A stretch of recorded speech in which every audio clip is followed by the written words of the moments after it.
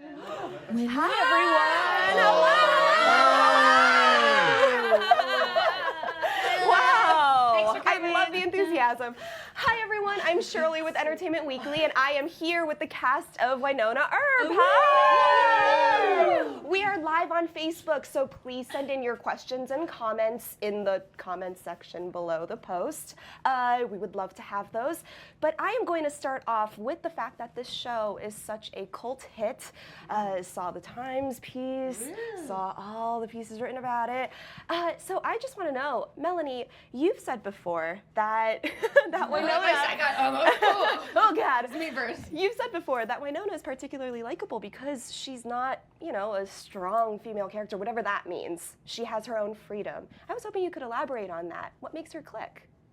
Well, I just think there's often when you see a breakdown for a role and you just go, oh, superhero. Okay, so lose all personality and be sexy. And she says while her boobs are out. Yeah.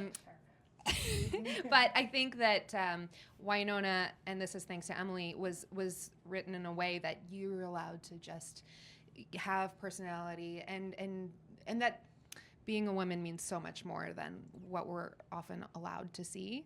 Mm-hmm. And I think that's refreshing. Yeah, absolutely. And as this fandom's grown, I mean, we've seen you guys go on to conventions around the world, in London, right? And there are more coming up.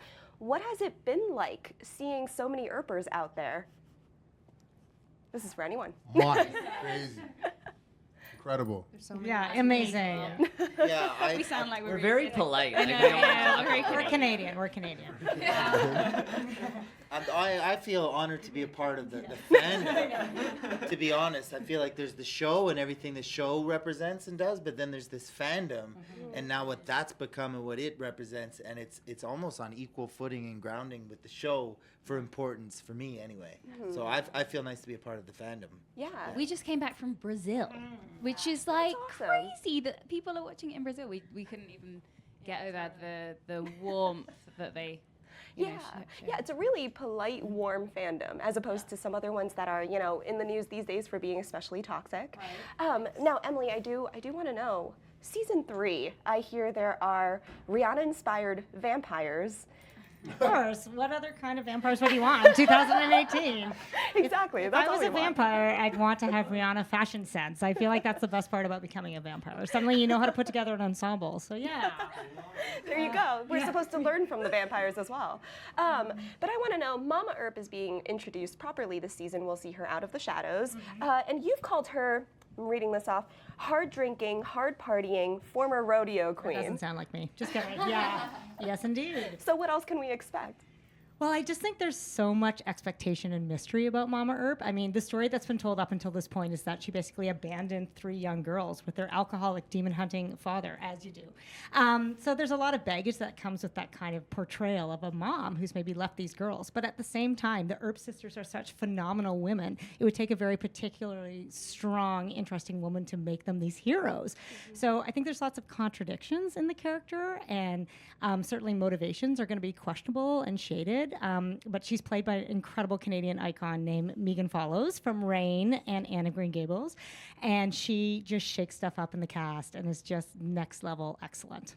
I mean, on par with everyone here, but next level at their level. But finally, no. So you can expect craziness, yeah. Got it. Love it. Great tease. Well, I do have to ask about Way Hot. What can we expect from season 3 from you two? I love the line, by the way, in the finale where you say she's extraordinary. Aww. That's beautiful. I know. So cute. I can't take it. What can we expect this season? I think we like to say there's like a domestic Way Hot for season 3. So we get to see these 2 women at another stage of their relationship, a stage that's just more comfortable, and they've really kind of settled into what this relationship is going to be. And now it gets interesting because we're past all the initial jitters of what are we not, and now I think it's just really nice to see this side of them that's more comfortable and confident, but that also comes with its own challenges. Well said. I concur. Nothing further to add. Will Waverly still be curious about her lineage? Are we going to see a little bit more of that? I always get really scared by this question. I'm like, I don't know what to say. Facebook Live. It's fine. Absolutely. I think that at the end of season 2, it was quite a blow that she didn't have the answers. I think that, even though obviously it was a relief finding out that she wasn't a revenant, it was also it would have been easier to have some sort of answers. And so I feel like we explore that further in season 3. And I personally, as an actress, was extremely, extremely happy with how Emily wrote it. So I think everyone's going to be very excited to see. If you weren't happy with it, would you have said it right? Would you have Probably not. Thank you for kidding. Remember when I said finally we got an actress who was next level? That's All right, we've got a Facebook question from a fan. Jessica Ross wants to know, what's been your favorite experience during filming? Hi, Jessica Ross. Hi, Jessica Ross. You like the cold. Yeah, love Shabir it. loves the cold. Love the cold. It's the best part. No, I love Calgary. Calgary, the team over there, the crew of people, they've been so welcoming to our show for the past 3 years. And for me, the great experience for me has been just kind of being in that city, in that culture, in that community, and them being so gracious and accepting me into their homes. They've invited us out to play games and cards and drinks. And, it's just been such an incredible experience. Outside of the show, I think Calgary is just a special city. And thank you for having us. And hopefully you can have us for future seasons to come. Yeah. Well, I hope Jessica is from Calgary. That was a great answer. Shout out to Jessica. We also love wherever Jessica's from. We love that. Yeah. It's a close Good second. to know. Yeah. Good to know.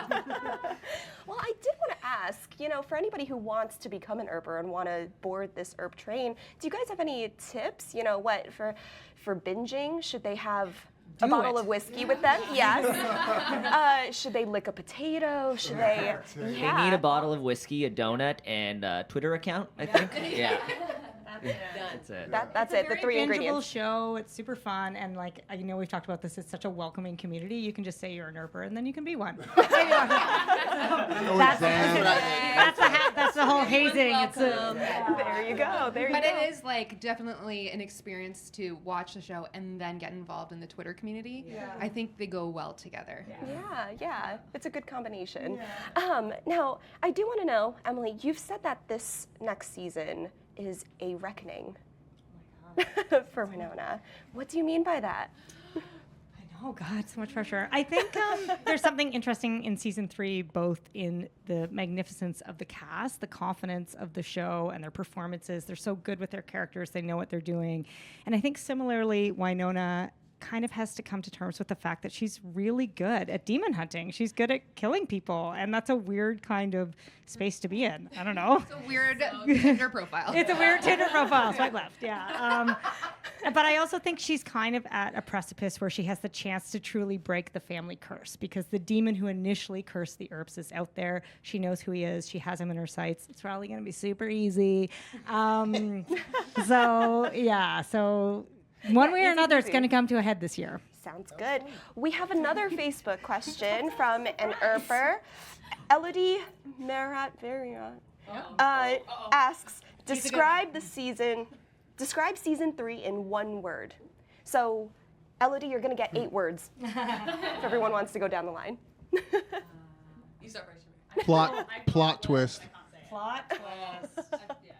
That's 2 words. Plot twist. Consequences. Hey. Taco. No pregnancy.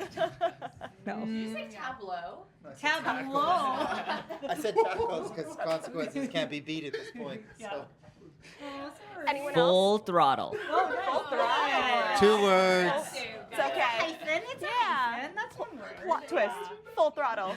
Taco. I like it. Intense. Intense. Great. Can I say full circle?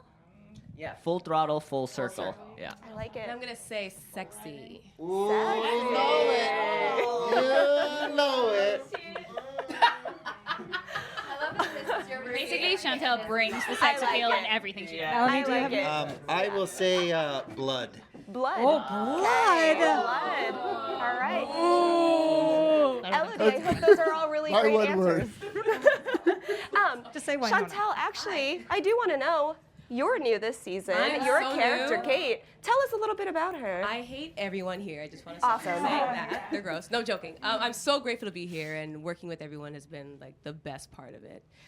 But Kate is very mysterious, and I don't want to say too much, or else I'm never coming back. No. So, but what I can say is Emily and the writing squad really got her story like down pat. So I'm really excited for everyone to meet her, and everyone's actually been so welcoming. They've only seen like 2 seconds of her, and already I'm getting so much love from all the Earpers. You got It's gift? crazy. That was my I favorite have a part. GIF, GIF. GIF, however you guys say it. I GIF. made it. I officially made it. I'm a celebrity. I have a GIF.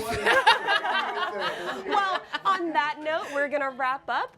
Thank you guys so much for being here. you. Bye. Yeah, Thank you so season much. 3 starts Bye, July Facebook 20th. Live. Thank on you. Sci-Fi. Facebook Live. Yeah.